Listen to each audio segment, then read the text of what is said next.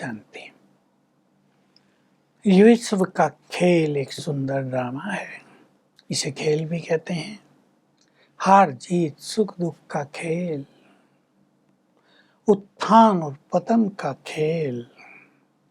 इसमें कभी हार है, कभी जीत है, कभी भक्ति है, कभी ज्ञान है। भक्ति भी अच्छी, ज्ञान भी अच्छा। जो कुछ हो रहा है सब अच्छा है, अच्छा ही होगा। बहुत सुंदर संकल्प है। जो हो गया वो भी अच्छा था, जो हो रहा है ये भी अच्छा है, और जो होगा वो भी बहुत अच्छा होगा। ये ड्रामा 5000 वर्ष का है। ये हूबहू रिपीट होता है। ये एक वंडरफुल बात है। इसमें कई लोगों की कई बातें समझ में नहीं आती। वो सोचते हैं जब हूबहू रिपीट होगा तो हम ये कर्म क्यों कर रहे हैं। वो भी तो रिपीट हो रहे हैं ना, क्योंकि हमने कल पहले किए थे। वो हमारा पार्ट है, वो हमें रिपीट करना ही है। तो इसमें सब कुछ रिपीट होता, हूबहू रिपीटिशन है इस ड्रामा का। भक्ति में भी, शास्त्रों में भी इसके लिए छोटी छोटी बातें कही गई हैं। जैसे बनी बनाई बन रही, अब कुछ बननी नहीं। चिंता ताकि कीजिए जो अनहोनी होए। बहुत ही सुंदर बात है। जो होने वाला है वो प्रीडेस्टाइन्ड है, बना बनाया खेल है। हम चिंता क्यों करें, क्योंकि हमें पता नहीं है कि क्या होने जा रहा है। इसलिए मनुष्य सोचता है क्या उसको बदला नहीं जा सकता। बदले तो तब जब पता हो कि ये होने जा रहा है। भाई हमें पता है कि 1 घंटे के बाद हम वहाँ जाएंगे, हमें उससे बदलना है। आज नहीं जाएंगे, कल जाएंगे। वो पता था ना। अब वो आज की बदली हमने कल कर दिया। इसको ही बना बनाया ड्रामा कहते हैं। कल पहले भी ऐसे ही हुआ था। मैं एक उदाहरण दे रहा हूँ बहुत अच्छा। और ये बातें बहुतों के सामने आती हैं कि हमारे जीवन में कुछ ऐसी बुरी घटनाएं हो गई जिनको हम याद भी नहीं करना चाहते। अगर वो याद आ जाती हैं तो रूह कांप उठती है।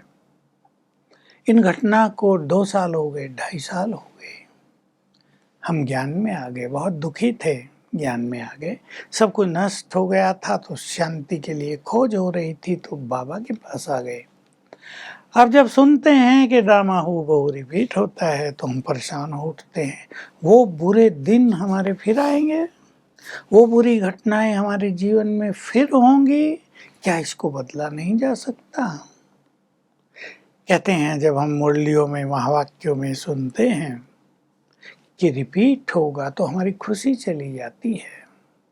बात तो बहुत प्रैक्टिकल है, क्योंकि मनुष्य कोई भी अपने जीवन में बुरा नहीं चाहता।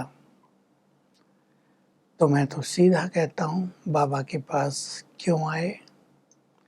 क्योंकि वो बुरी घटना हो गई थी, उससे परेशान थे, बहुत दुखी थे, अशांति थी, टेंशन थी, खोज रहे थे कहाँ से रास्ता मिले, शांति कहाँ से मिले।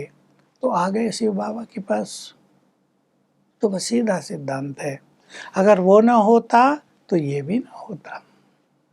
वो ना होता तो तुम भगवान के पास भी ना आते। मैं पूछता हूँ आते क्या। या अपनी मोह माया में, धन संपदा में इतने मस्त थे, सोचते थे यही स्वर्ग है। कहाँ, ऐसा ही था। तो तुम पर भगवान की नजर थी कि ये मेरा प्रिय बच्चा इस मोह माया में, इस धन दौलत के पीछे भटक गया है। इसको तो मेरे पास आना है, इसको तो ईश्वरीय प्रारब्ध प्राप्त करनी है। तो वहां से निकालने के लिए आपको आज छुड़ा दिया कुछ, लेकिन आपको भगवान मिल गए।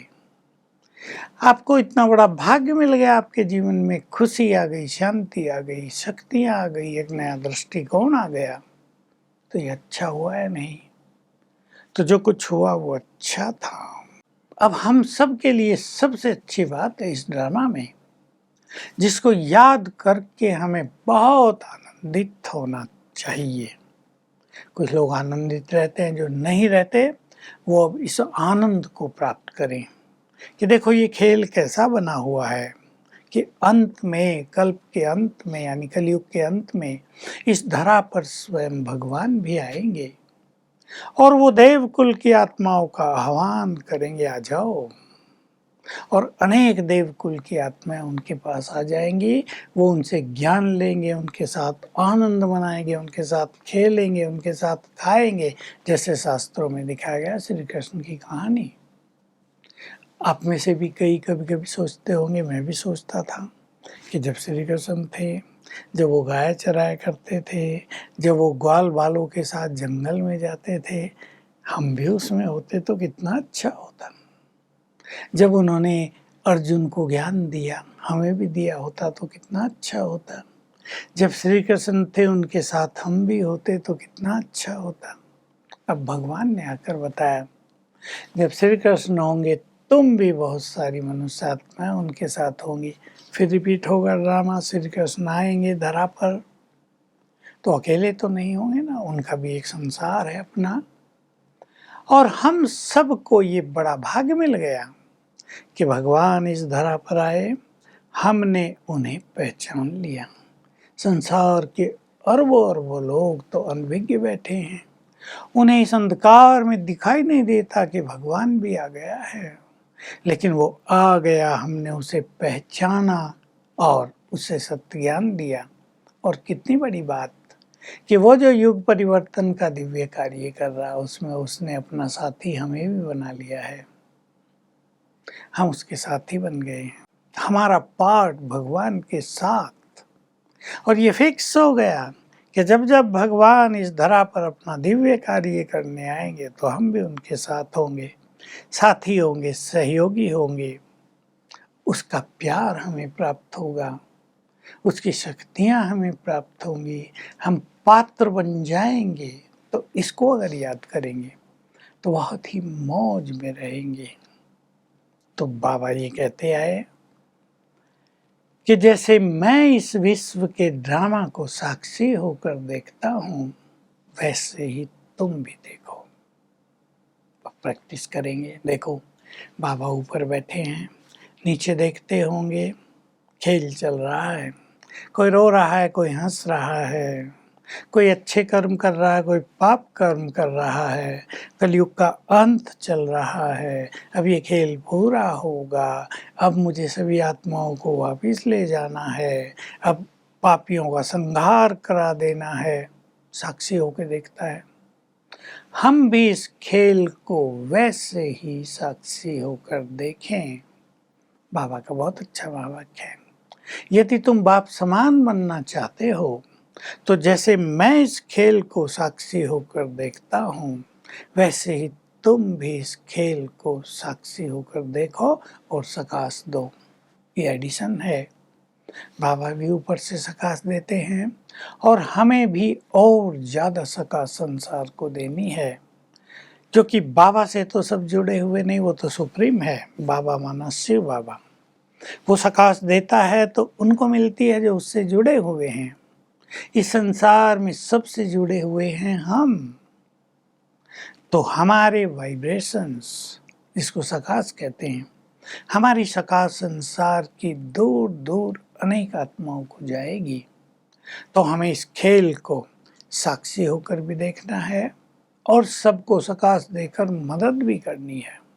हम ये नहीं सोच सकते इसका ड्रामा में दुखी रहने का ही पार्ट है ना, हम क्यों मदद करें, ये तो अपना पार्ट प्ले कर रहे हैं। न, हमारा पार्ट है उनको सकाश देकर दुखों से मुक्त करने का। वो अपना पार्ट प्ले कर रहे हैं, हम अपना पार्ट प्ले करें।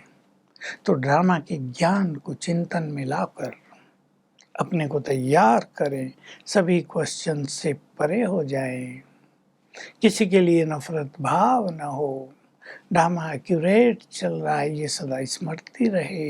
इस ड्रामा में हमारा हीरो पार्ट है, भगवान के साथ पार्ट है, ये याद रहे। और अब हम सब आत्माओं को वापस जाना है, ये ड्रामा पूर्ण हो रहा है। इन स्मृतियों से हम अपनी स्थिति को बहुत श्रेष्ठ बना सकेंगे। ओम शांति।